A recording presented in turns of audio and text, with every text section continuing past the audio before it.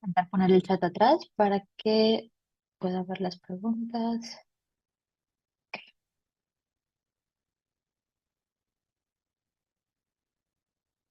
Em, no, una pregunta.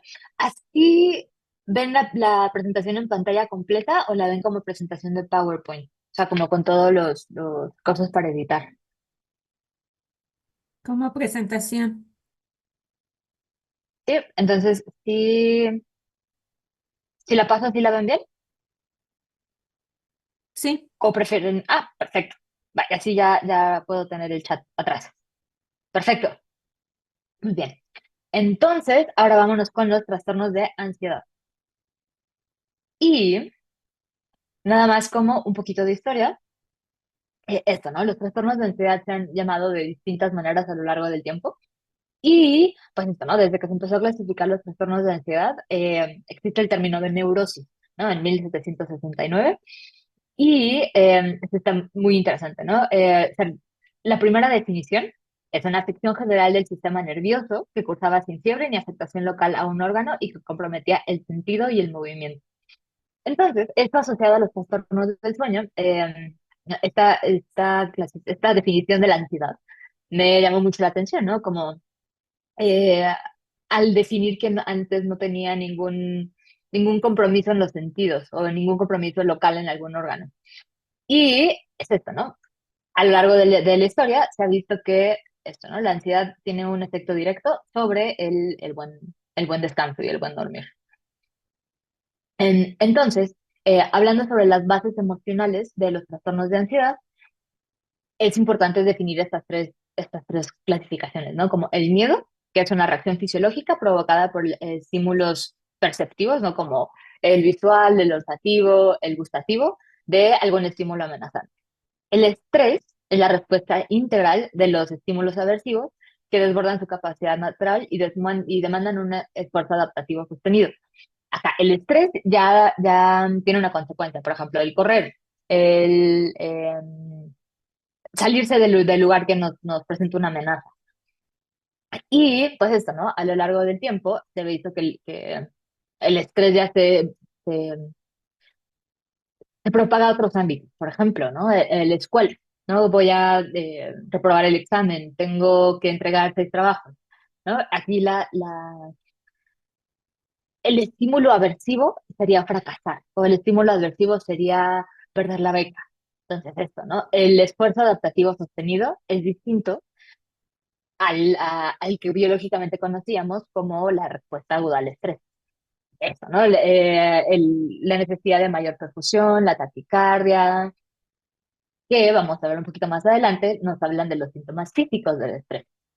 Y la ansiedad se define como la respuesta de mayor intensidad con o sin estímulo actual, con la presencia de pérdida de control y deterioro del funcionamiento. Entonces, esto, ¿no? Si estoy estresado porque tengo que entregar el examen, pues esto, me organizo, estudio, me adapto. Sí, o sea, sí en algunos momentos tengo taquicardia, sí tengo pensamientos de preocupación, pero pasa el estrés, el examen y me puedo regresar a la basal. En cambio, la ansiedad es esto, ¿no? Como que se desborda el sentimiento de intranquilidad, el sentimiento de que algo malo va a pasar. Ahí viene la importancia, ¿no? Con o sin estímulo, ¿no? Puede ser que el examen ya pasó, pero yo sigo con esta sensación de intranquilidad y hay un deterioro del funcionamiento. Hablando del deterioro del funcionamiento, de las primeras cosas que pasan es todos los trastornos del sueño. En cuanto a el concepto, viene esto, ¿no? La respuesta corporal ante el estímulo aversivo o agentes nocivos que perturban la homeostasis del constante fisiológico del organismo. Entonces, entra en acción todo el sistema de estrés agudo para poder adaptarse al estímulo aversivo. Que esto nos va a explicar muchos de los síntomas tanto fisiológicos como cognitivos de la ansiedad, ¿no? En cuanto al sistema nervioso autónomo, viene eso, ¿no? El aumento de la respuesta simpática. Al sistema inmunitario, a la sobreexposición del sistema inmunitario. Al sistema endocrino, la regulación de cortisol, la regulación de serotonina, noradrenalina, dopamina y acetilcolina. Y ven esto, ¿no? Tenemos la ansiedad normal, que fue definida tal cual por un psicopatólogo muy famoso, Jaspers, en 1963, que es importante definirla, hacer una clara distinción entre una ansiedad normal y una ansiedad ya patológica, ¿no? La ansiedad normal es un poco lo que en la clasificación biológica vemos como estrés, ¿no? El estado emocional normal ante determinantes situaciones que son una respuesta habitual a diferentes a situaciones cotidianas estresantes, como el examen, ¿no? Así, cierto grado de ansiedad es incluso deseable para el manejo normal de la existencia del día a día. ¿No? Como el apurarme porque voy a llegar tarde, el estudiar más temprano, el pararme temprano a estudiar para el examen. Tan solo cuando sobrepasa cierta intensidad o supera la capacidad adaptativa de la persona es cuando se convierte en patológico, provocando malestar significativo con síntomas físicos, psicológicos y conductuales. Entonces, bueno, también al definir ansiedad normal, vemos que, bien, esto, ¿no? Es una respuesta adaptativa del organismo a su entorno. Cuando ya la podemos definir como patológica, es cuando ya produce un malestar en otras esferas, ¿no? Como los síntomas físicos, los síntomas psicológicos y las conductas que yo armo para, así que englobar mi ansiedad. Los síndromes ansiosos son un conjunto de síntomas y signos cuyo rasgo central es la emoción parecida al miedo, ¿no? Como fisiológicamente parecida al miedo, en que el paciente teme que algo funesto le va a contagiar. Que en esfera cognitiva le llamamos la catastrofización. Aquí, sintomatología psíquica, preocupación excesiva o expectación aprensivo, hipervigilancia y tensión motora, además de todos los síntomas neurovegetativos. Acá tenemos, ¿no? Los síntomas físicos, eh, dividiéndolo por aparatos y sistemas, tenemos los vegetativos. Sudoración, secada de boca, mareo, inestabilidad, los musculares, temblor, tensión muscular, cefareas, parestesias, los cardiovasculares, palpitación, taquicardia, dolor precordial, respiratorios, disnea, digestivos, náusea, vómito, dispepsia, diarrea, estreñimiento, areofagia, meteorismo, y los geniturinarios, ¿no? Micción frecuente y problemas en la esfera sexual. En cuanto a los síntomas psicológicos o conductuales, ¿no? La preocupación, este pensamiento aprensivo, sensación de agobio, miedo a perder el control o volverse loco, sensación de muerte inminente, dificultad para concentrarse o quejas de pérdida de la memoria, irritabilidad, inquietud, desasosiego, conductas de evitación hacia determinadas situaciones que me provocan el estrés, inhibición o bloqueo psicomotor. También en la esfera psicológica, las obsesiones y compulsiones. Igual, este ha sido un gran debate así que en el gremio de los psiquiatras, porque en cierto momento el trastorno obsesivo compulsivo se clasificaba dentro de los trastornos de ansiedad, pero últimamente se ha visto que el sustrato neurobiológico es distinto. Entonces ya se quitó de esta clasificación. Pero es esto, ¿no? Los trastornos obsesivos compulsivos tienen un altísimo grado de ansiedad. Y acá en una visión más esquemática, tenemos esto, ¿no? Igual, por aparatos y sistemas, ¿cómo lo podríamos ir interrogando? Esto, ¿no? Los cambios en el apetito, malestar estomacal, cifras tensionales altas, tensiones musculares, dolores de espalda o dolores de grupos musculares, que esto también se relaciona mucho con lo que veíamos del bruxismo y el síndrome de pierna inquieta, síndrome de movimientos periódicos. Síntomas físicos, ¿no? La fatiga, cefalea, anergia, apatía, anedonia, abulia, se parece mucho a depresión. Em, en cuanto a síntomas así que, mentales, tensión, mal humor, irritabilidad, aplanamiento afectivo, mucha irritabilidad, dificultad para concentrarse, sensación de pérdida de control, estado de ánimo depresivo e insomnio, ¿no? Como uno de los síntomas también cardinales de la ansiedad. En cuanto a la respuesta endocrina o neuroendocrina al estrés, tenemos estos dos grandes clasificaciones temporales, ¿no? El estrés agudo viene a que es limitado en el tiempo. Y se asocia un poco a lo que les decimos la ansiedad normal o la ansiedad cotidiana. Ayuda a hacerse frente al estrés, al factor estresante, ¿no? Con un claro detonante. Me está persiguiendo un león. Voy a llegar tarde al trabajo. Cuando hay una exposición repetida, y es esto, ¿no? Es un diagnóstico transversal, ¿no? Se presenta a lo largo de mucho tiempo, la hiperactividad endocrina no cesa después del estrés, lo cual nos lleva a una desregulación del eje hipotálamo hipofisario adrenal. Entonces, aquí ya tenemos que una hiperactivación crónica lleva a, a un círculo vicioso de retroalimentación negativa, justo, ¿no? A la disregulación del HPA. Ahora, por otro lado, tenemos una mayor sensibilidad de los receptores de glucagón, moderando mejor la respuesta de retroalimentación negativa y una reducción del cortisol. Entonces, bien esto, ¿no?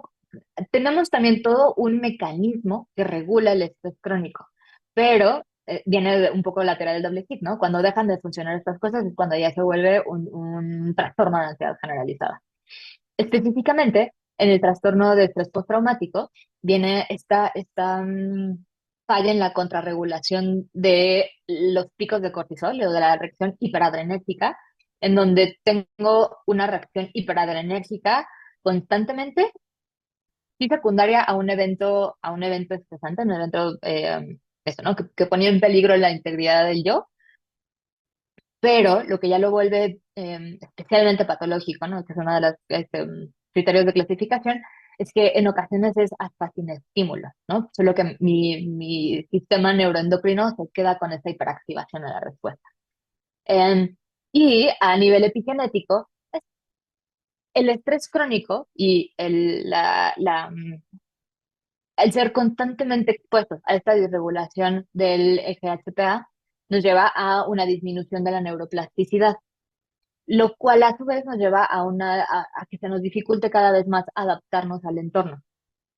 Y pues esto, ¿no? Círculo vicioso otra vez. Entre más difícil nos es adaptarnos al entorno, más estresante se vuelve toda situación nueva, más estresante o más amenazante se puede volver una situación que antes era cotidiana, ¿no? Alimentando así la disregulación del eje. Ahora, en cuanto a los trastornos de ansiedad, igual que en los trastornos de depresión, hay muchos diferentes especificadores. Y ven esto, ¿no? En los chiquitos particularmente encontramos el trastorno por ansiedad de separación, pero sí podemos hacer el diagnóstico en adultos, el mutismo selectivo, las fobias específicas, el trastorno de ansiedad social, trastorno de pánico, agorafobia, trastorno de ansiedad generalizada, trastorno de ansiedad inducido por sustancias o medicamentos, trastorno de ansiedad por cualquier otra afección médica y trastorno de ansiedad no especificado. El que utilizamos como trastorno de ansiedad no especificado es cuando nuestro paciente tiene síntomas ansiosos, pero no llega a reunir todos los criterios. O, por ejemplo, para el trastorno de ansiedad generalizada se requiere de la activación de síntomas o así que podamos palomear los síntomas por más de 6 meses. Pero, pues eso, ¿no? Mientras el paciente tenga cinco meses con esta hiperactivación simpática, le podemos llamar un trastorno de ansiedad no especificado. En cuanto a su epidemiología, podemos ver que aproximadamente hay 264 millones de personas viviendo con ansiedad para el 2015, que se hizo este estudio del Global Burden of Disease, particularmente de ansiedad. Y en la WHO se encargó de organizarlos por regiones. Y esto es importante porque también la Organización Mundial de la Salud empezó a hacer correlaciones socioeconómica. Y justamente, ¿no? Ya después de muchos estudios sabemos que no es nada más una reacción fisiológica, sino, bien esto, ¿no? Como la depresión, tiene factores tanto iniciadores como precipitantes. Entonces, esto, ¿no? Al ir discerniendo quiénes presentaban más, cómo presentaban más, en qué momentos de la vida se presentaba más, vemos que esto, ¿no? Tiene una amplia prevalencia en todo el mundo, pero aquí podemos ver, ¿no? El 30% en regiones del sureste asiático y otro 23% en regiones del el Pacífico. Esto es curioso porque antes mucho del modelo de la ansiedad hablaba sobre del capitalismo, ¿no? Como el capitalismo es una enfermedad, el capitalismo lleva a ciertos trastornos. Entonces, eso. Con esta diapositiva lo que quiero exponer es que esto, ¿no? La prevalencia de ansiedad ha transgredido las barreras tanto socioeconómicas como culturales. Y igual, acá es también un poco más para poner en contraste las diferentes regiones del mundo y por porcentaje de población. ¿no? Vemos que más o menos a lo largo en cuestión de regionalidad, eso, ¿no? Bastante parejo. Y hablando de mujeres y hombres, un poquito como en depresión, vemos que las mujeres presentan mayor prevalencia de los trastornos ansiosos. Igual, ¿no? Este estudio ya ahorita cumple 10 años. Y esto, ¿no? A lo largo del tiempo hemos visto que cada vez se va equilibrando casi todos los trastornos de salud mental. Entonces, esto también es un poco curioso de analizar, porque muchas veces las mujeres somos las que llevamos más la queja, ¿no? Las que tenemos un poco más de así que libertad de género, de expresar, no sentirme bien, estar más preocupada de lo normal, no sentirme estable, no sentirme tranquila. Y específicamente, los trastornos del sueño son una manera de entrada al mundo de la psique de todas las personas. Entonces, esta es una invitación para que a sus pacientes masculinos también propositivamente quieran o no, abran o no el tema, tengamos el tiempo y la paciencia de preguntarles por sus grados de ansiedad. Em, Acá es por edad y podemos ver que igual, ¿no? Mujeres casi, bueno, más bien en todas las categorías es mucho más alto que en los hombres. Y en cuanto a grupos de edad, en las mujeres se mantiene relativamente constante hasta los 55 años. Mm, Aquí está. Hasta los 55 años, ¿no? Se mantiene en niveles bastante altitos. Y en los hombres, como podremos notar, se mantiene bastante estable hasta la octava década de la vida.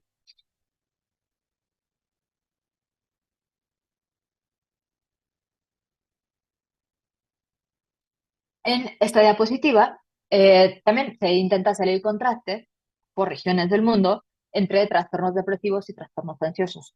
Acá, como pueden notar, entre más capitalista sea la región, más pareja es la situación. Y tenemos el contraste, ¿no? En regiones de África tenemos una prevalencia mucho mayor de depresión que de ansiedad, ¿no?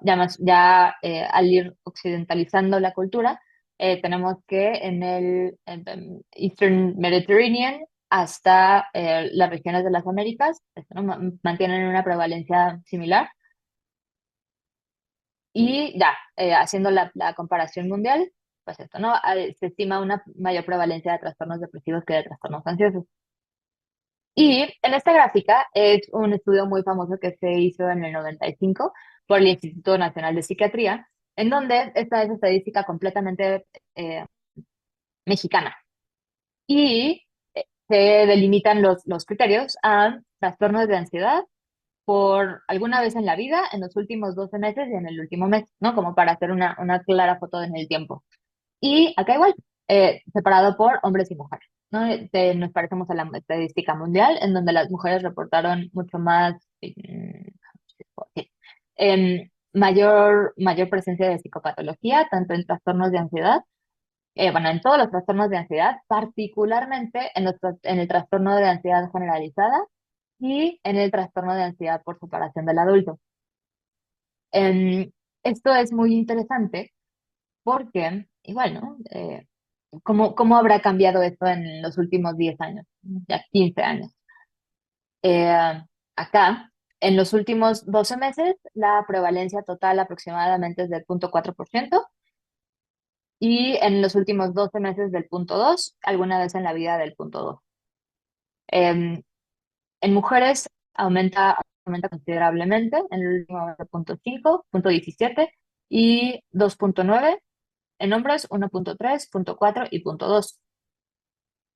Curiosamente, en la población mexicana, lo que más se reporta es el trastorno de fobia social, que esto a su vez se relaciona mucho con los trastornos de depresión porque como ya lo vimos, uno de los principales factores que puede tanto iniciar como propagar un trastorno depresivo es la falta de redes sociales.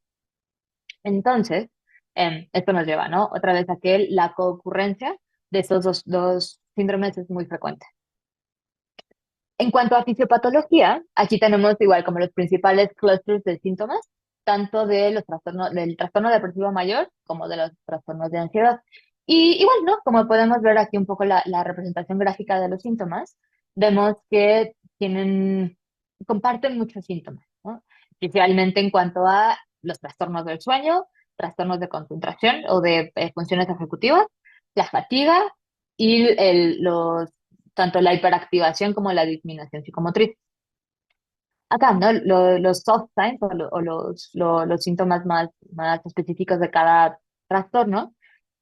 También un poquito, acá hay más síntomas mm, así que fisiológicos en cuanto a el estado de ánimo depresivo y la pérdida de apetito. Y en cuanto a los trastornos ansiosos, en cuanto a síntomas físicos, tenemos tensión muscular, y las compulsiones, ¿no? Lo que necesito hacer para disminuir mi ansiedad. La correlación neuroanatómica de los reguladores de ansiedad, como lo vimos en depresión, tienen mucha relación con los trastornos del sueño, ¿no?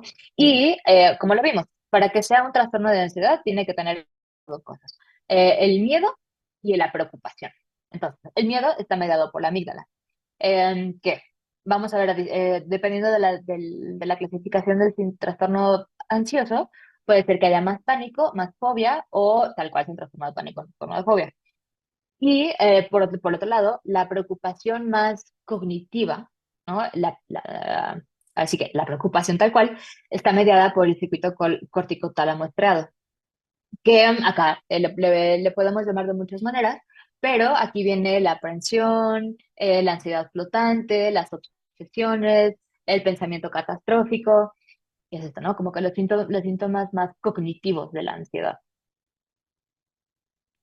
Otra cosa con la que hay que relacionar a los trastornos de ansiedad es con el trastorno de estrés postraumático, específicamente porque comparten estos síntomas, así que básicos. Los trastornos del sueño, la ansiedad y la reexperimentación, la preocupación, la hiper o hipoactivación simpática y particularmente la evitación. Y la evitación también como un síntoma físico o como un síntoma conductual, ¿no? Hago todo lo posible por no volver a pasar por el lugar donde me asaltaron. Y visto más en particular sobre los trastornos de ansiedad más prevalentes en nuestra población, tenemos el trastorno de pánico y el trastorno de ansiedad social, que acá no se caracterizan por los trastornos o por las dificultades en los trastornos del sueño, sino más por la parte conductual. Esto también es particularmente importante porque como ya lo habíamos delimitado, para tener un buen dormir hay que tener un buen día, ¿no? Depende mucho del café que tomemos, de las relaciones sociales que tengamos, del trabajo y en particular, ¿no? Estos dos síndromes tienen mucho que ver con los estados de vigilia.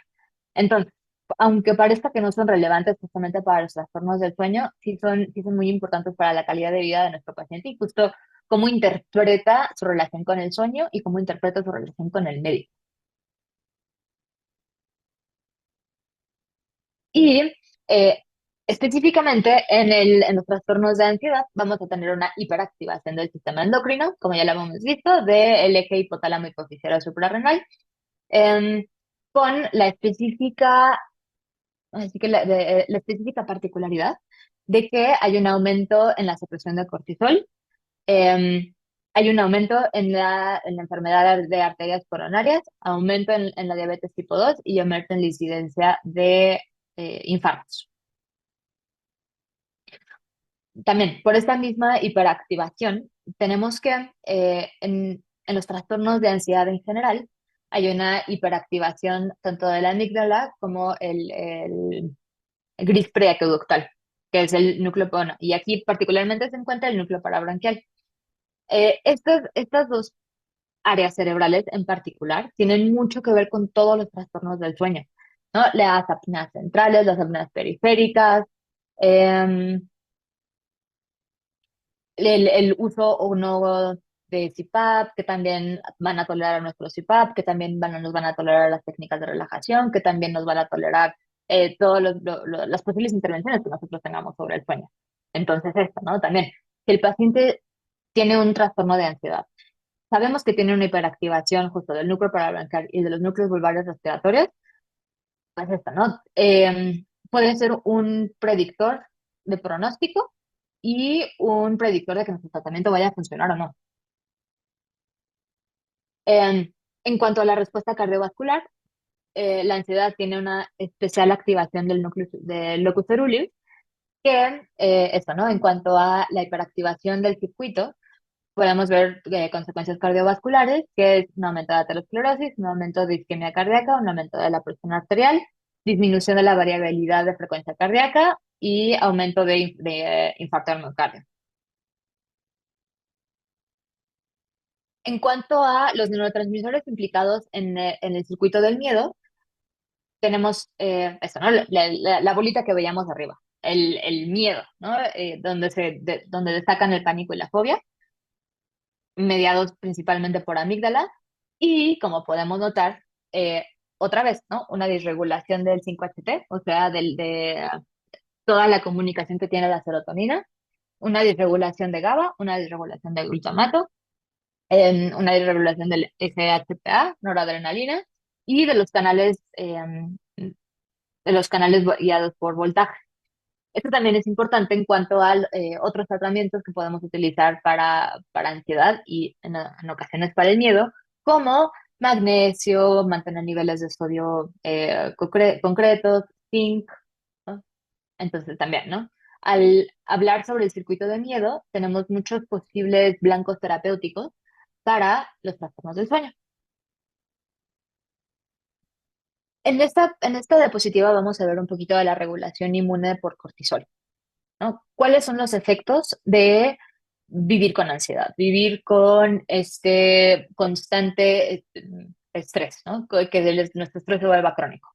Y aquí vemos tres citocinas principales: la interleucina 1, la interleucina 6 y la interleucina alfa.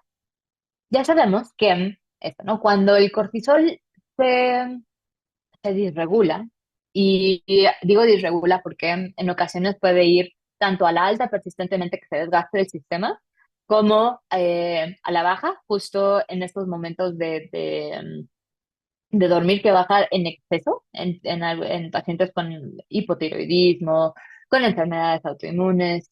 Entonces, se ha eso, no es exclusivo, pero se ha estudiado que cada interleucina tiene cierto efecto sobre otras regulaciones biológicas. Por ejemplo, la interleucina 6 tiene mucha correlación con los síntomas de fatiga, hiperalgesia y depresión. La interleucina 1 con los síntomas de somnolencia, confusión, alucinaciones, sueño y mialgia. Y el TNF-alfa con anorexia, fatiga y estrés. Entonces tenemos esto, ¿no? Si conceptualizamos los trastornos de ansiedad como, nuevamente, un estado persistente de inflamación de bajo grado, tenemos esto, ¿no? Una hiperactivación de situación, lo cual también nos explica mucha presencia de nuestros síntomas.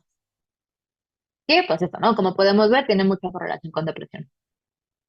Ahora, en cuanto al circuito de preocupación y esta ansiedad cognitiva, Em, tenemos que está principalmente mediado por el circuito corticotalámico estriado y otra vez, ¿no?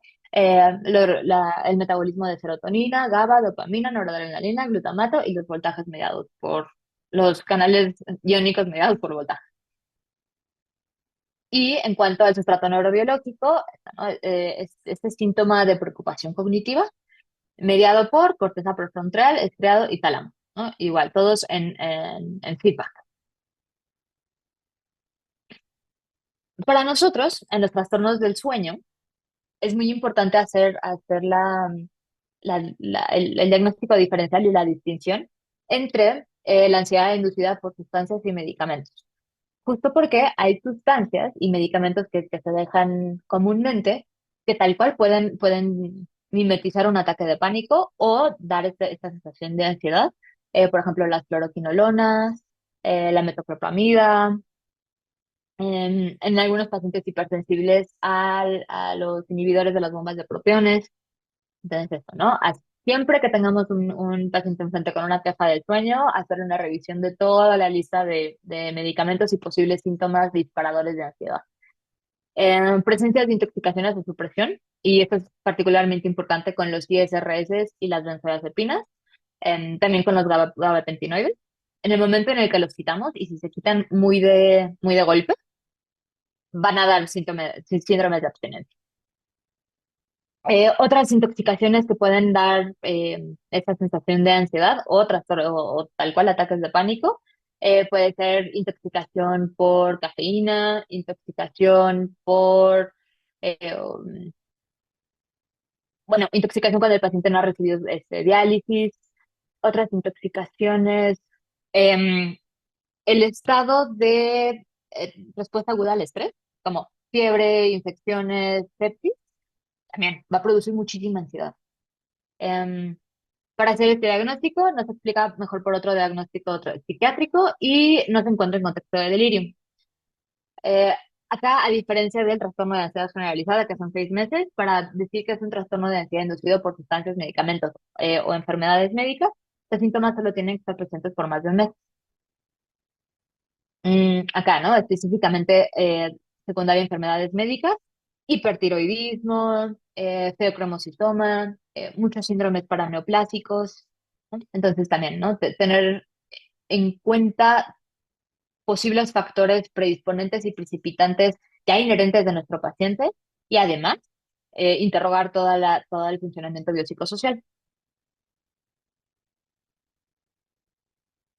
En cuanto a complicaciones de los trastornos de ansiedad, tenemos tinnitus, muy frecuente en nuestros pacientes con ansiedad, hipertensión sistémica, enfermedades cardíacas, mayor susceptibilidad de infecciones, diabetes tipo 2 y consecuencias mentales, fatiga crónica, trastornos del sueño, burnout, ansiedad y depresión, ¿no?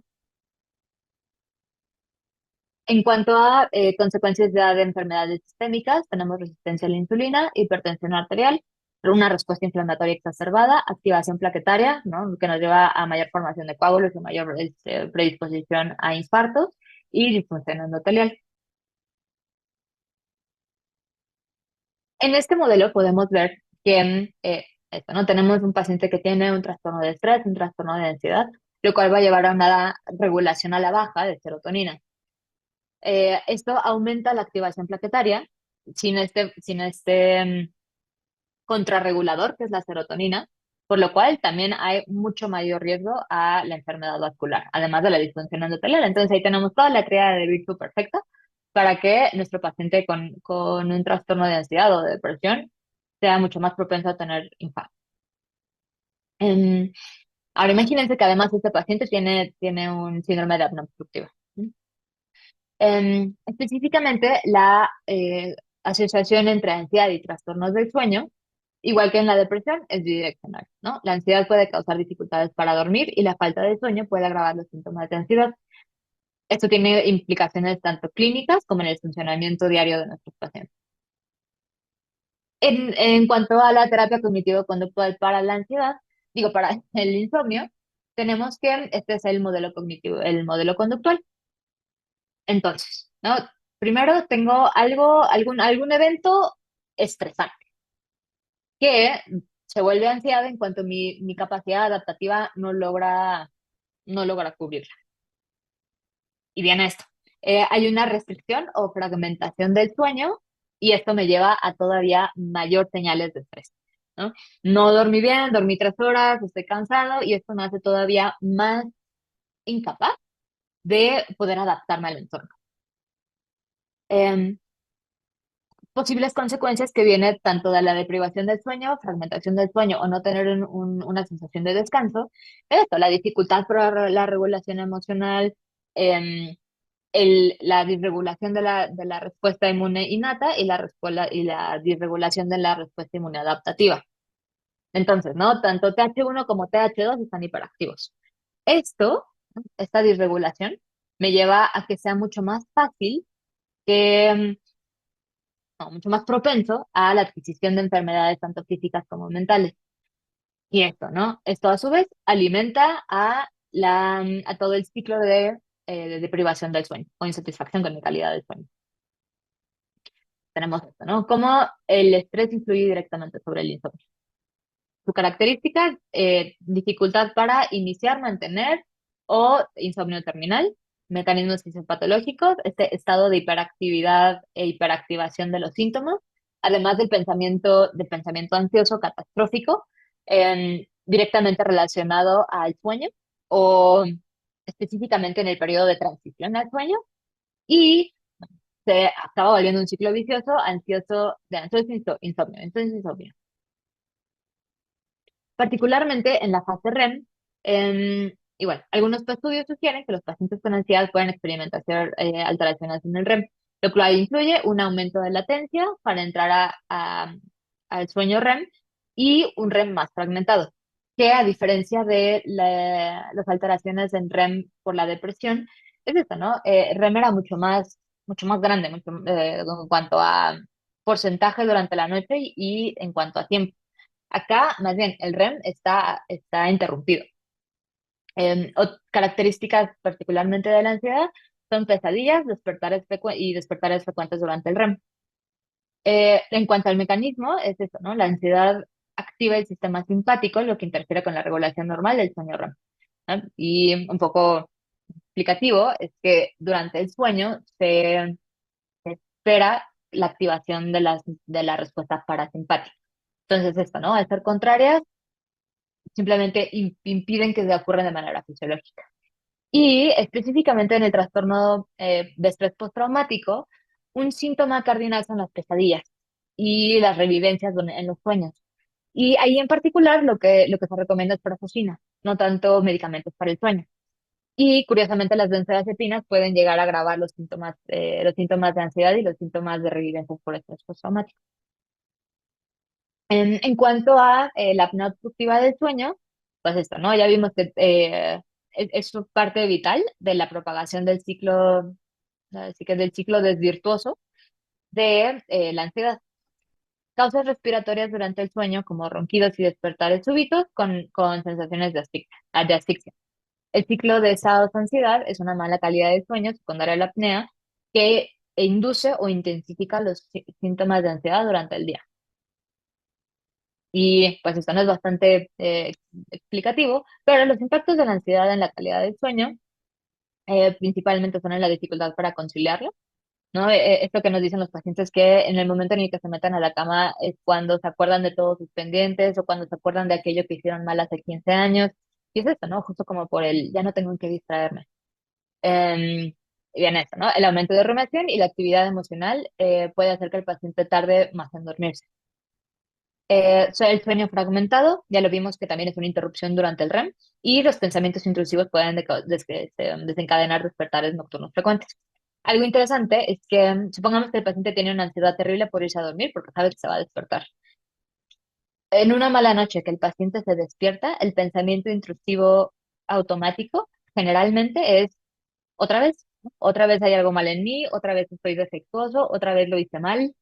Entonces, esto, ¿no? También estos pensamientos intrusivos durante los despertares suelen ser referente a cómo no puedo dormir bien. Y el sueño no reparador, que, y en esto, ¿no? A veces mandamos inductores del sueño, mandamos benzodiazepinas, todas estas medicamentos hipnóticos sedantes, y aún así el paciente refiere un sueño no reparador. Igual, ¿no? Esta hiperactivación somática persiste, la hiperactivación del cortisol persiste, la hiperactivación del FHPA persiste. Entonces, esto, ¿no? Puede ser que aunque estudiamos a los pacientes, sigan con esta mala percepción del sueño. Y nuestra enfermedad, así que insignia, es el trastorno de ansiedad generalizada. En cuanto a los síntomas, vamos, los pacientes con TAC experimentan preocupación excesiva e incontrolable sobre múltiples áreas de la vida. Tal cual para hacer el trastorno de ansiedad generalizada tiene que ser sobre múltiples. O sea, si el paciente nada más está muy preocupado por el trabajo, pero llega a su casa y está bien con sus perros, está bien con sus hijos, está bien con su esposa, y está, ¿no? Mientras no piense en el trabajo no hay ningún problema, va más asociado a estrés laboral. Pero Sí, está preocupadísimo por el tráfico. Ya que se sube al tráfico, está llamándole a la esposa 500 veces porque está preocupadísimo porque no ha llegado. Llega a su casa y está preocupadísimo porque dentro de 15 días tiene que pagar la luz, ¿no? Y luego se preocupó más porque dentro de 20 tiene que pagar el agua, ¿no? Como varias áreas de la vida de nuestro paciente. Y este nivel elevado de preocupación afecta negativamente el sueño, ya que los pacientes a menudo rumean sobre sus problemas cuando intentan dormir, ¿no? Igual, como lo vimos en ansiedad, es una de las partes vitales de la terapia cognitiva, ¿no? El dejarlos pendientes fuera del dormitorio. Y específicamente en cuanto a síntomas del sueño, tenemos insomnio de conciliación y despertares nocturnos. Acá. Otras de las cosas que vemos muy frecuentemente en nuestros pacientes de ansiedad generalizada es una fácil distracción. Justamente, ¿no? Porque estoy pensando en que tengo que pagar el agua, tengo que pagar la luz, tengo que llevar el perro al veterinario, tengo que estudiar para el examen de mate, de cine, de... Y en eso alguien me dice, ay, oye, ¿puedes comprar leche? Y digo, ok, ir al súper. Y mientras tanto sigo pensando en todo lo demás, y llego al súper y digo, ¿qué me dijo? Y hay veces que es eso, ¿no? No es tanto porque tengan mala memoria o porque no les importe, sino es esto. Tengo tantas cosas sobre la cabeza que una cosa más me es imposible de mantener, es imposible de recordar. También, ¿no? Estoy en clase, se supone que tengo que estar en clase, ¿no? Tengo que estar atento, tengo que estar atento. Pero mientras estoy pensando en, tengo que pagar la luz, tengo que pagar el agua, tengo que llevar el perro al veterinario, ay, no fui por los lentes, pues esto, ¿no? Lleva a síntomas que parecen de falta de atención. Entonces, esto, ¿no? También para sus pacientes que incitan que tengan TDA, pregunten mucho sobre ansiedad. La remisión completa de la ansiedad es muy rara. Y bien, esto, ¿no? Específicamente porque vivimos en una sociedad en la que estamos hiperestimulados constantemente. Entonces, en cuanto a los trastornos de ansiedad, es frecuente tener que ayudar a los pacientes más bien a contingencias, ¿no? A vivir con sí y a pesar del estrés y que no llegue a ser negativa, contraproducente y que tenga efectos fisiológicos justamente sobre nuestro apetito o específicamente sobre el sueño. Estadísticamente, el 4,7% de la población mundial a lo largo de la vida tiene trastorno de ansiedad generalizado y, como lo habíamos visto acá, el criterio de temporalidad es de más de 6 meses. Particularmente se asocia a insomnio de conciliación y fisiológicamente, y esto es algo que podemos observar, son pacientes que les cuesta mucho trabajo vernos a los ojos, a cada rato se están acomodando en la silla, em, ya agarraron tres plumas, están como constantemente jugando con las piernas. Esto, ¿no? También podría ser una gran, gran puerta de entrada para preocuparle a los pacientes por síntomas de ansiedad. Y, pues esto, ¿no? Tiene un curso fluctuante, tanto inherente a la patología como inherente a los sucesos de la vida. Y algo que nos da la pauta de que ya nos va a llevar a la patologización de la ansiedad es que al paciente le preocupa estar preocupado. Y esto es la expectación aprensiva, ¿no? Como las personas están muy preocupadas porque no pueden dejar de estar preocupadas y les preocupa su estrés, les preocupa su ansiedad. Em, Igual, ¿no? Esto es muy interesante porque al estar preocupados por su preocupación, tal cual es una hiperalerta del síntoma. Puede ser que el paciente esté perfecto, ¿no? Ya haya hecho sus actividades de activación, ya tenga una nueva red de apoyo social, pero si el paciente está constantemente checando cómo va de niveles de ansiedad, va a ser un poco más difícil controlar la misma ansiedad. Entonces, esto, ¿no? Decir que se puede curar la ansiedad también es fácil poner a los pacientes como predispuestos a fallar. Y ahorita vamos a ver los síntomas puntuales, que tal cual, de acuerdo a criterios diagnósticos, tienen que ser tres o más o seis de los siguientes síntomas. Y vamos a ver por acá, ¿no? Inquietud o sensación de estar atrapado con los nervios de punta, ¿no? Esta sensación de inquietud, que los pacientes se sientan fácilmente fatigados, ¿no? Si estoy preocupado todo el día y todo el día estoy tenso, pues obviamente me voy a cansar mucho más de lo normal, ¿no? Una irritabilidad importante, tensión muscular, dificultad para concentrarse o peor aún, dejar la mente en blanco. Y como síntoma cardinal están los problemas del sueño, particularmente problemas para quedarse dormidos.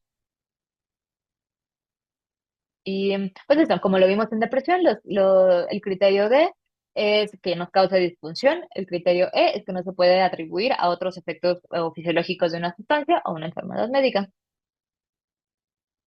El trastorno de pánico. El trastorno de pánico es particularmente especial para los trastornos del sueño porque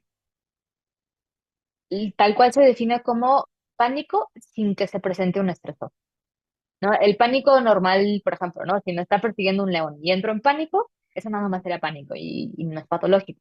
El trastorno de pánico es cuando empiezo a tener esa hiperactivación extrema neurovegetativa y no hay un detonante claro. Em, los trastornos de pánico pueden ocurrir durante el sueño y despertar al paciente de forma brusca. El miedo a experimentar un ataque de pánico nocturno puede llevar a la ansiedad anticipatoria, lo que dificulta conciliar el sueño. Es un poquito, ¿no? Si me meto a la cama pensando que soy una persona que tiene ataques de pánico durante el sueño, es esto, ¿no? Ya tengo mi idea perfecta para no poder conciliar el sueño nunca. Y pues eso, ¿no? ¿Cómo lo podemos ver en la clínica? Es despertares con sensaciones de asfixia, taquicardia y sudoración.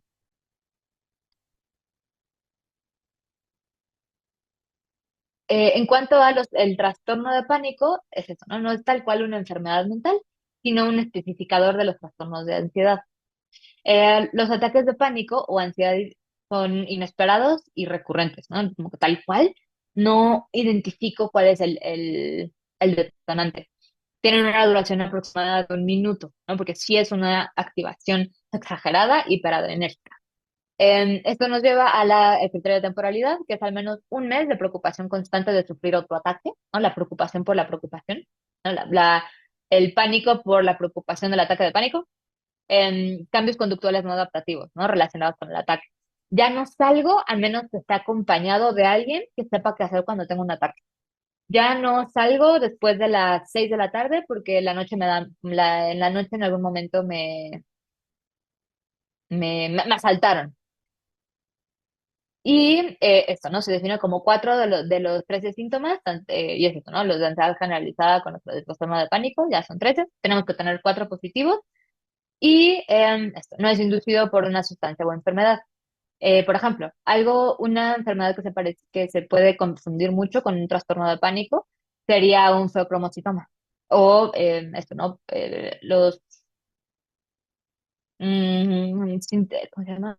Los tumores neuroendocrinos que tienen secreción, también, ¿no? Esta hiperactivación parasimpática de la cual yo no encuentro un detonante. Y, a ver, una pregunta, doctora. ¿Qué pasa con los despertares nocturnos? Tengo un paciente que se levanta 4 veces en la noche y se mantiene despierto entre 15 a 20 minutos. ¿Cómo podrá tratar? Mm, aquí, pues esto, creo que más bien necesitamos un poco más de contexto de tu paciente, porque más bien, ¿no? ¿Por qué está teniendo despertares nocturnos? ¿Y qué hace mientras tiene los despertares nocturnos? ¿No? Y más bien creo que quizá te recomendaría un abordaje primero, estudiar bien un poco, ¿no? Con estos horarios que pasa en cama, horarios que pasa despierto, qué hace antes de dormir, medicamentos, em, una buena biometría hemática.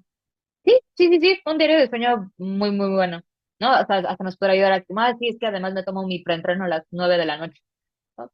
¿Qué es eso, no? El interrogatorio dirigido al sueño. Y luego nos cuentas cómo le fue. Y ahora, la lista de síntomas. Palpitaciones, bueno, estos tal cuales, a mí me gusta mucho explicarlos como esto, ¿no? Imagínense todo lo que pasa mientras los está persiguiendo un león.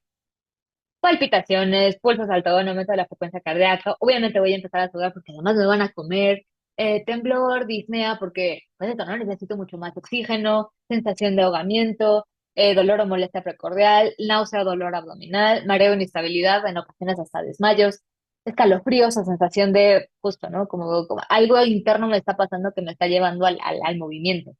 Parestesias. Oye, otra clasificación de síntomas es esto, ¿no? Como que es tanto el estrés psíquico que mi mecanismo de defensa es abstraerme de la situación.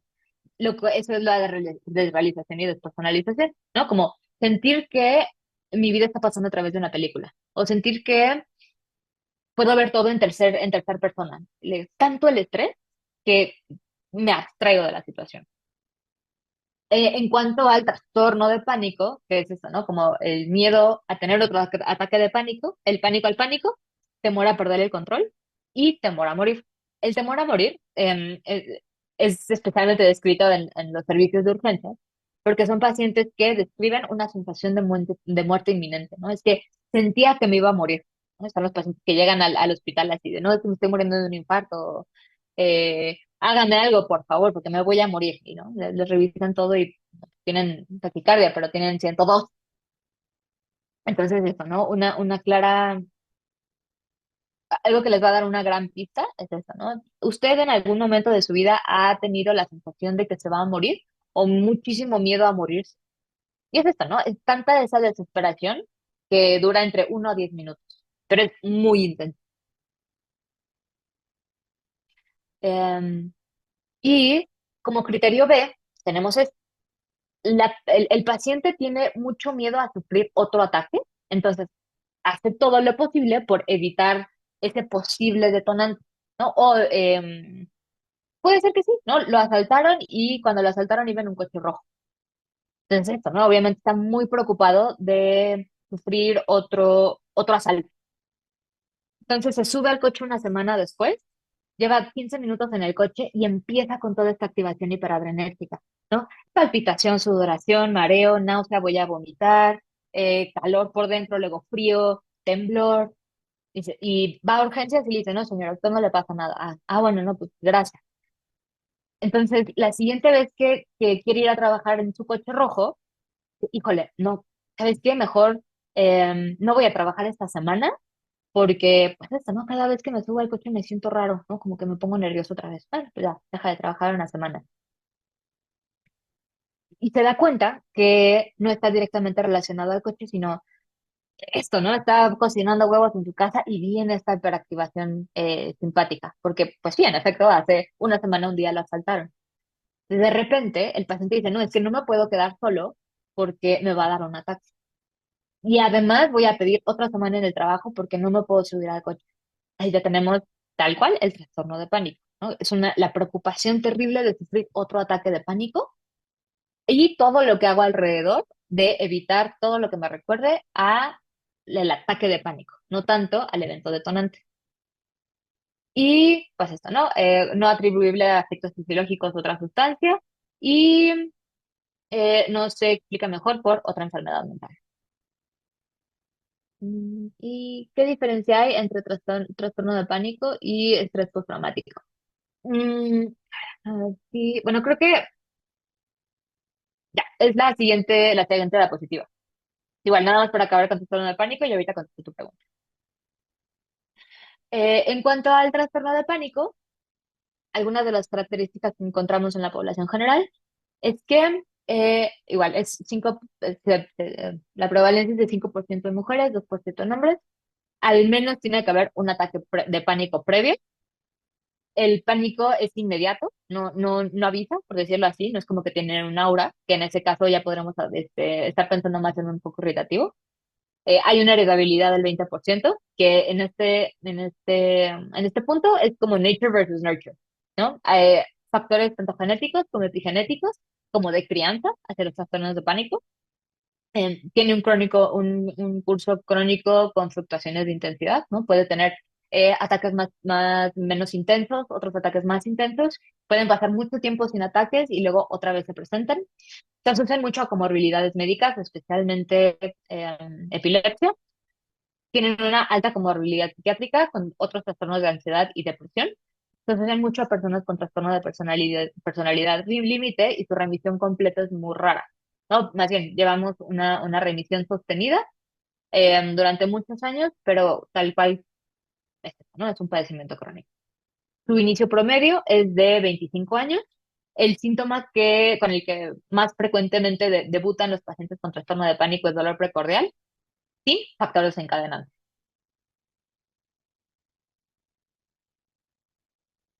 Y ahora el trastorno de estrés postraumático.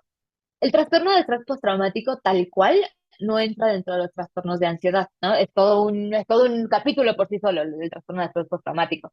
Pero sí es importante mencionarlo dentro de los trastornos del sueño, porque pues, sí tiene muchas manifestaciones que vamos a ver justo en cuanto a cómo se va cambiando la arquitectura del sueño por un evento traumático. Entonces, los pacientes con trastorno de estrés postraumático a menudo experimentan pesadillas recurrentes, despertares frecuentes, por lo que afecta profundamente la calidad del sueño. Específicamente en cuanto a las alteraciones en la etapa REM, hay pesadillas muy vívidas, hay una hiperactivación adrenérgica difícil, o sea, una dificultad para regular el cortisol, por lo cual hay una activación persistente del sistema simpático. Es mucho más difícil para ellos entrar a una activación parasimpática y los despertares nocturnos son muy frecuentes. En algunas ocasiones se puede ligar este evento traumático como el sueño. Entonces, puede haber un trastorno de estrés postraumático directamente ligado a todo lo que tiene que ver con dormir. En cuanto a los criterios, para poder delimitarlo como un trastorno de estrés postraumático, tiene que haber una exposición a muerte, lesión grave o violencia sexual, ya sea real o una amenaza. Y también, últimamente, en la clasificación del DSM-4 al 5, se agregó que puede ser a un familiar o algún ser muy, muy cercano, ¿no? Por ejemplo, que ver a tu mamá sufrir lesiones graves, ver a tu mamá como víctima de violencia sexual. También se puede clasificar como un evento de trauma. Presencia de uno o más síntomas, que ahorita lo vamos a ver, con intrusión, particularmente asociada al evento traumático. Entonces es esto, ¿no? Supongamos que en el ejemplo de la persona que la asaltaron en su coche rojo, está haciendo sus huevos para desayunar, y en eso viene el recuerdo de la persona con pasamontañas. Em, y dice, no, es que, pues esto, ¿no? Obviamente no quiero pensar en el momento en el que me asaltaron, no pienses en eso, no pienses en eso, no pienses en eso. Y se vuelve también una especie de circuito vicioso al tratar de negar el evento traumático. Entonces, esto. Por fin ya me puedo quedar dormida, tuve un día pesadísimo en el trabajo y justo cuando estoy tranquila, viene esta hiperactivación adrenérgica que te dice, cuidado. Y dices, no, pero me asaltaron, entonces voy a cerrar todo 500 veces, ¿no? Estos síntomas cognitivos de pensamientos intrusivos. La evitación persistente a todo estímulo asociado con el evento traumático, las alteraciones cognitivas negativas que afectan también el estado de ánimo relacionado con el trauma, y esta hiperactividad relacionada o no al suceso traumático, que puede ser esto, ¿no? Me asaltaron hace 10 años, ¿no? Ya difícilmente pienso en el señor que me asaltó, pero sigo hiperalerta cada vez que me subo a un coche, sigo hiperalerta cada vez que eh, salgo de noche. Em, y en cuanto a criterios de temporalidad, tiene que durar más de un mes.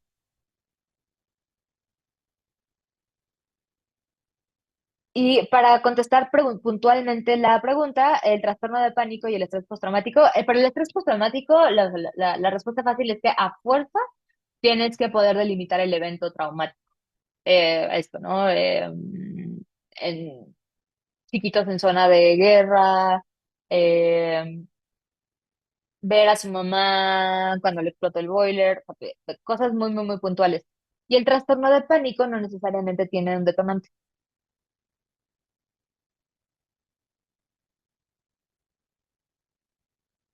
Bueno, por otro lado, en el estrés postraumático puede haber síntomas de pánico. Y consecuencia de los trastornos de ansiedad, consecuencia de los trastornos del sueño sobre la ansiedad. Hay un aumento de la reactividad emocional, o sea, esto, ¿no? Al no tener una buena noche, vamos a estar mucho más reactivos, irritables o tristes. Una reducción del umbral para tolerar los ataques de pánico. Entonces, esto, ¿no? Cualquier cosita me va a detonar un ataque de pánico. Y hay una mayor vulnerabilidad al estrés, o sea, una menor capacidad de adaptarme a mi entorno. Evaluación y diagnóstico, una historia clínica detallada, el inventario de Beck de ansiedad, el GAT-7, que es estas 7 preguntitas muy específicas de ansiedad, y un estudio de polisomnografía, ¿no? Nada más para ver si justo, ¿no? El principal detonante de la ansiedad es esta hiperactivación por un SAOS. Aquí les pongo el ejemplo de la GAT-7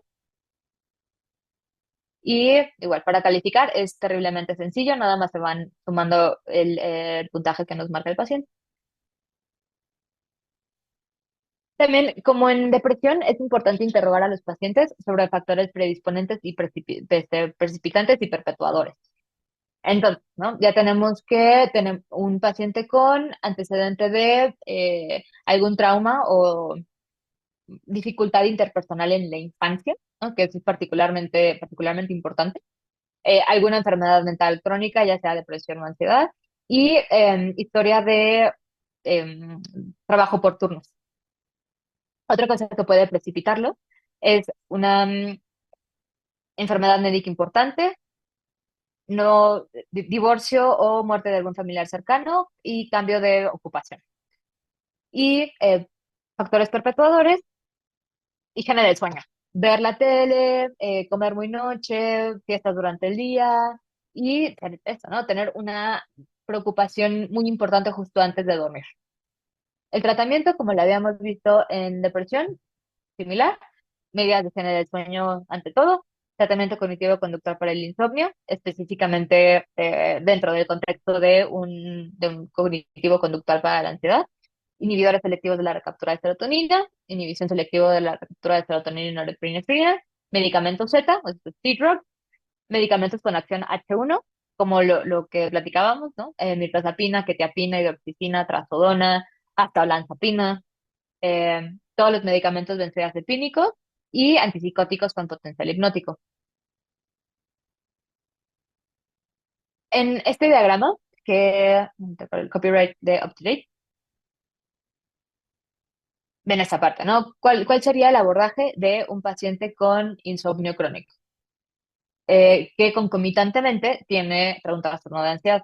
Es esto, ¿no? La farmacoterapia sola no debería de usarse para tratar el insomnio, ¿no? Y lo que sí se recomienda mucho con alto grado de evidencia es la terapia cognitivo-conductual para el insomnio. Y bien esto, ¿no? ¿Cuál es la principal queja del paciente?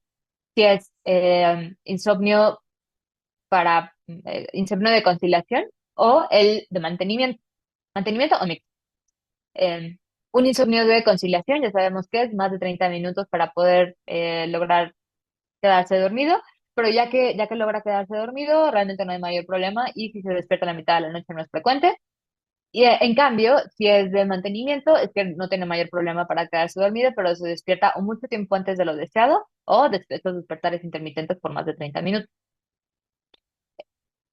Y acá viene, ¿no? ¿Por qué no usar benzodiazepinas como primera elección? Las primeras, edad mayor, o sea, arriba de los 65 años, cualquier tipo de disfunción cognitiva o uso de opioides. Y aquí, en vez de uso de opioides, yo le diría propensión a las adicciones.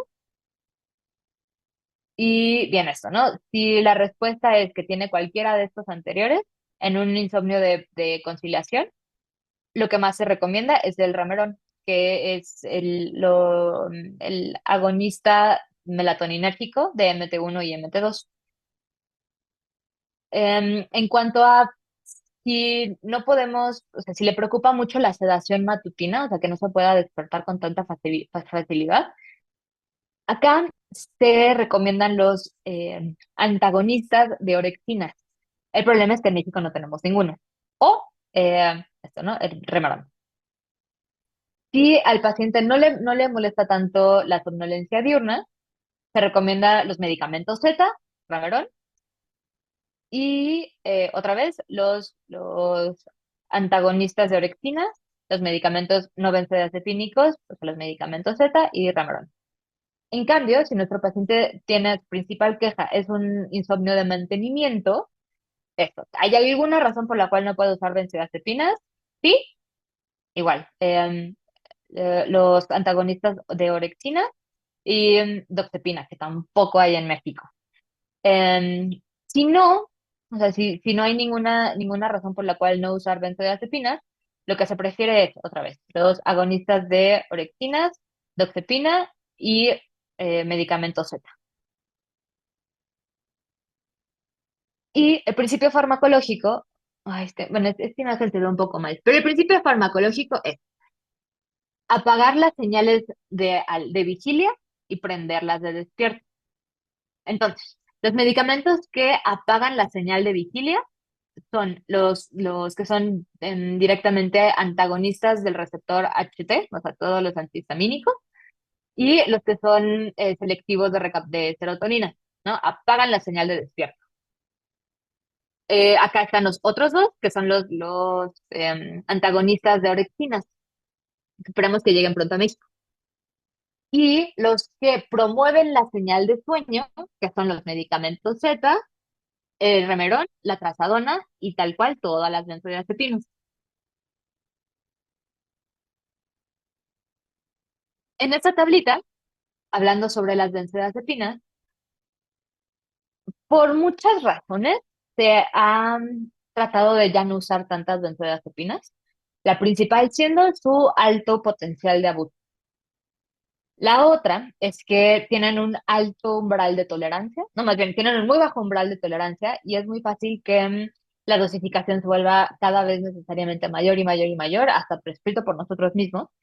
Y los efectos secundarios van a ser cada vez mm, causar más deterioro a lo largo de que nuestro paciente va cursando su vida.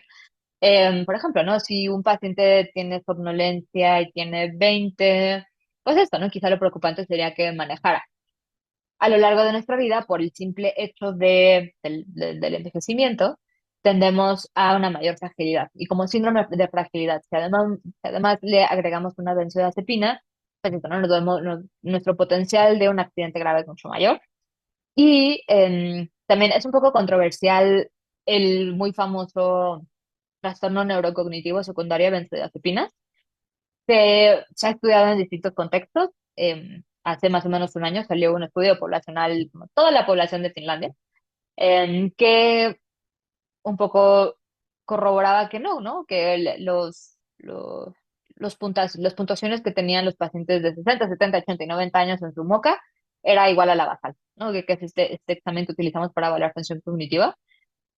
Entonces, todavía resulta muy controversial, pero al menos en cuanto a mi práctica clínica, los pacientes sí me refieren mayor dificultad para concentrarse, particularmente, o sea, como funciones ejecutivas en general, y ya con el uso crónico, sí hay una dificultad para la recolección de datos autobiográficos, pero también con crónico me refiero a más de 25 años. Otra cosa que es difícil de hacer y que, pues esto, ¿no? Estamos poniendo al paciente en una situación de vulnerabilidad, es la disminución de la dosis. Si no le disminuimos la dosis al paciente en tiempo y forma, es cada vez más difícil el destete. Entonces, esto, ¿no? Las benzodiazepinas sí son medicamentos maravillosos para conciliar el sueño, como ansiolíticos, pero siempre, así que siempre en tiempo y forma, y para ninguna benzodiazepina se recomienda su uso más de 2 semanas. Entonces, esto, ¿no? También hay que ser muy, muy, muy, muy juiciosos a quién se lo vamos a dejar y si van a ser, así que buenos pacientes y nos van a hacer caso en cuanto al tratamiento. Eh, Acá les dejo una tablita un poco de cosas importantes que hay que saber sobre todas las benzodiazepinas, que es la dosis terapéutica, la competitividad, o sea, la potencia que puede llegar a tener la benzodiazepina, cuánto tiempo se tarda en actuar, qué enzima lo metaboliza y cuánto es la vida media. Aquí, importante, para pacientes médicamente enfermos, la única benzodiazepina que tenemos en México es lorazepam. También el oxazepam es otra benzodiazepina que no se metaboliza por el hígado, pero pues, ¿no? Lamentablemente no la tenemos en México. Y pues esto, si realmente le tienen que dar a un paciente algún tipo de benzodiazepina, justo porque hay una hiperactivación adrenérgica dentro del contexto hospitalario, o nada más le ayuda para cosas así, ¿no? Casos muy específicos, sí les recomiendo que inicien con lorazepam y que inicien con la dosis mínima terapéutica, que es 0,5 miligramos. De aquí, igual, ¿no? Nada más para hacer un como ejemplo de lorazepam. Eh, en- Hay dos tipos de presentaciones, la liberación inmediata y liberación prolongada. liberación inmediata de 10 a 14 horas y de liberación prolongada de 3 a 27 horas.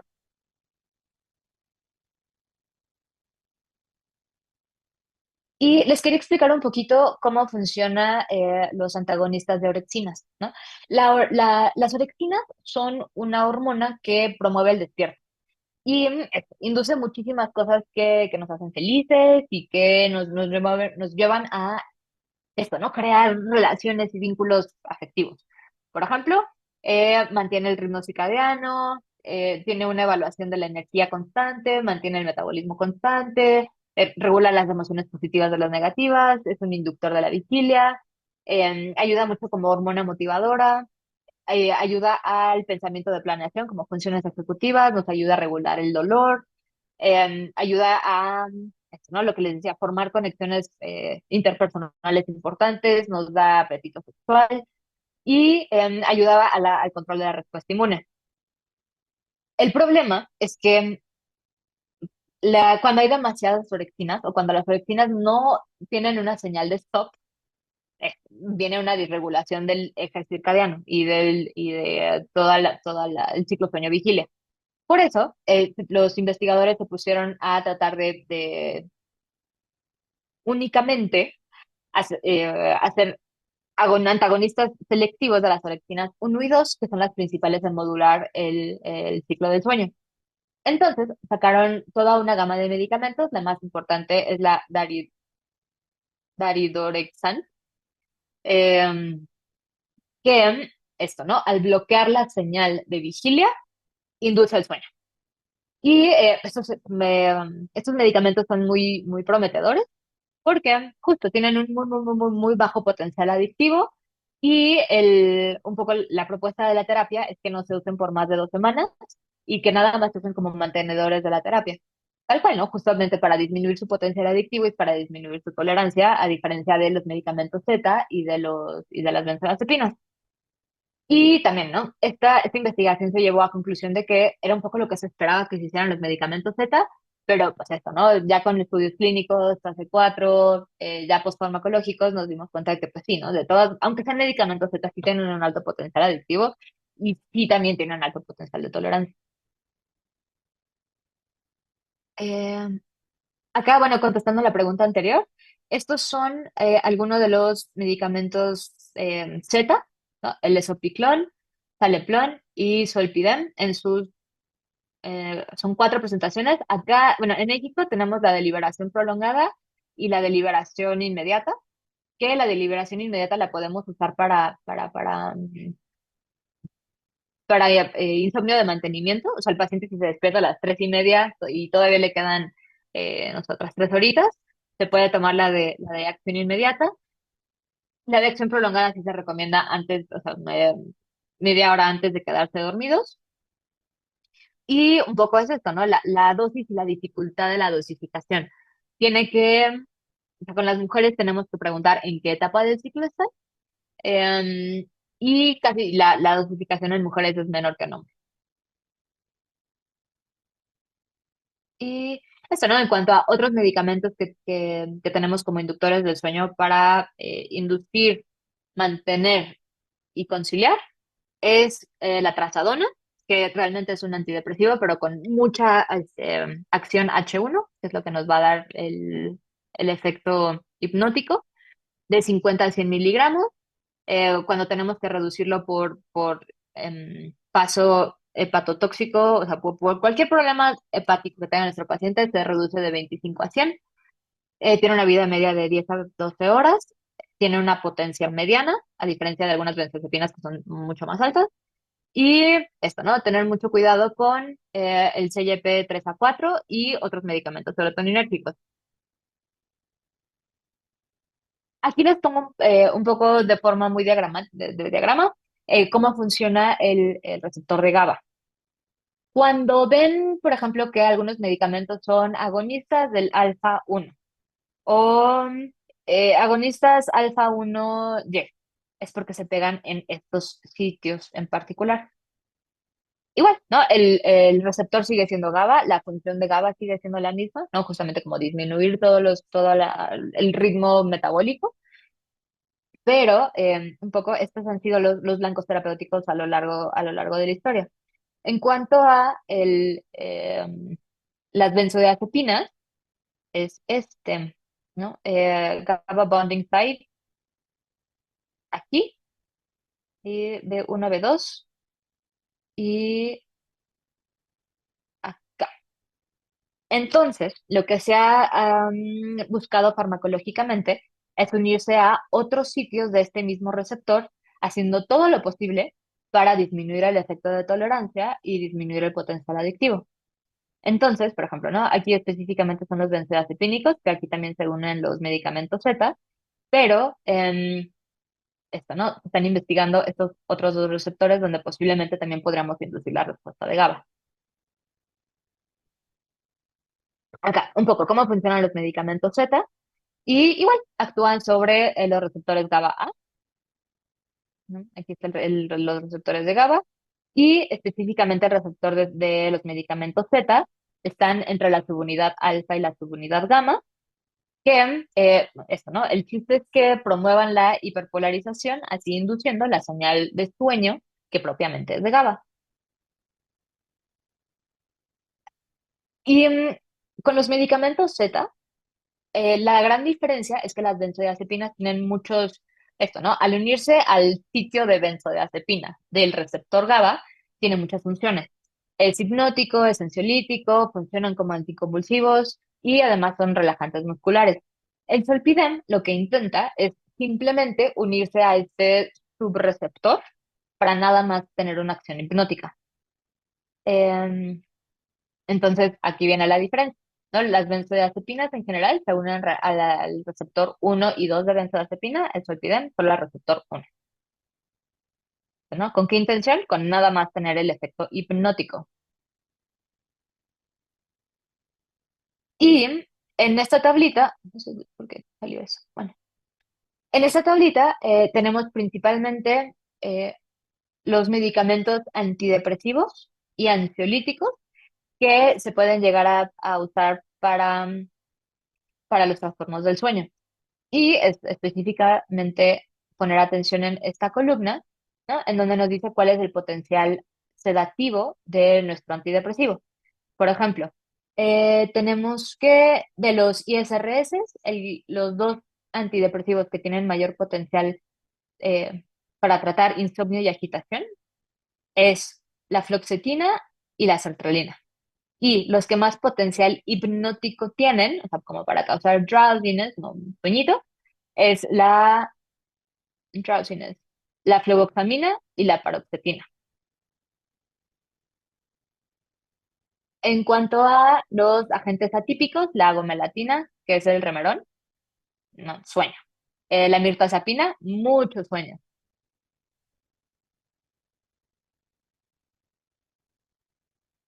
Estos son los duales, los de serotonina y noradrenalina, con potencial hipnótico.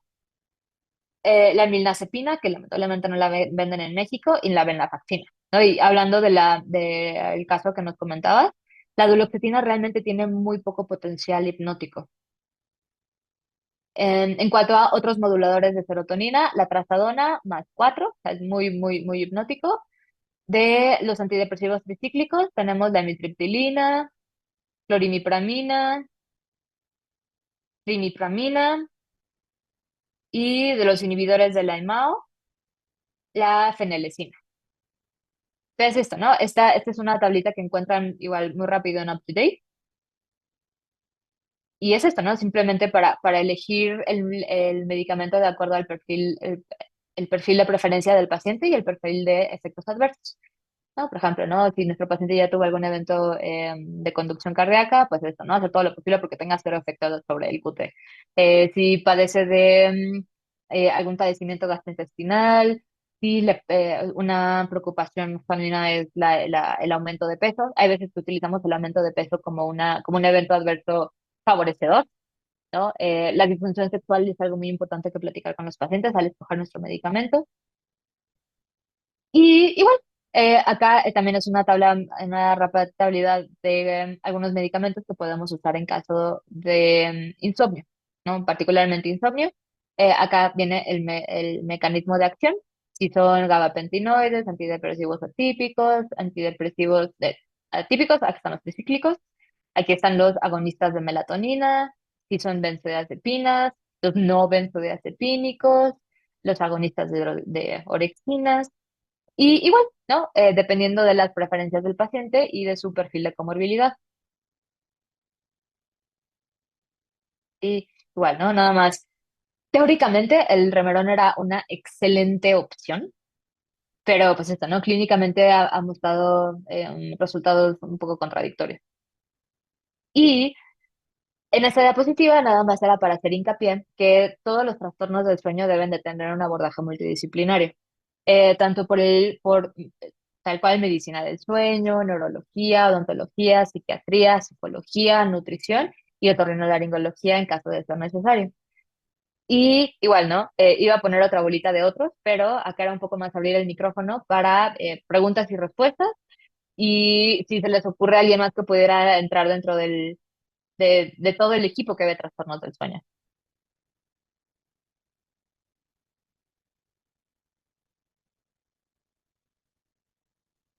Pues el médico familiar, porque es el que coordina, bueno, y el general también, luego coordina todos los medicamentos que otras especialidades mandan. Sí, sí, perfecto, perfecto, perfecto. Y bueno, justo también era otra manera de abrir la conversación a, pues realmente, independientemente de qué patología tenga nuestro paciente, ya sea el cardiólogo, el cirujano plástico, todos nuestros pacientes duermen. Entonces viene esto, ¿no? Nunca pasar de alto el preguntar sobre los trastornos del sueño. Y aquí hay una pregunta. En pacientes que usan ISRS, por ejemplo, citalopram de forma crónica, presentan episodio de insomnio, ¿es aceptable utilizar solpidem como un fármaco de rescate? Sí, sí, pero ser muy cuidadoso en que lo usen nada más en caso de rescate y cuando manden medicamento Z, sí intenten o sea, decirle al paciente que ya tiene que estar adentro de la cama. Porque si es virgen a benzodiazepínicos en general, le va a hacer muy rápido.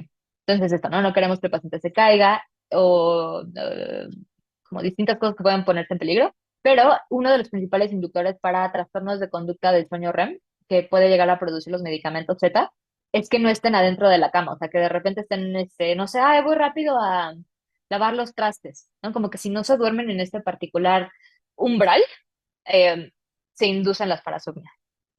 Y